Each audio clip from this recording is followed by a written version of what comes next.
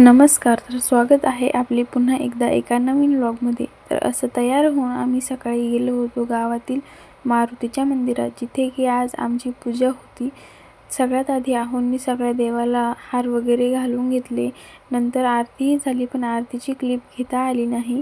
घरी आलो, घरच्या देवाचीही पूजा केली. नंतर शेतातून शेवग्याच्या शेंगा आणल्या व त्याची मस्त अशी काळ्या मसाल्यातील भाजी केली.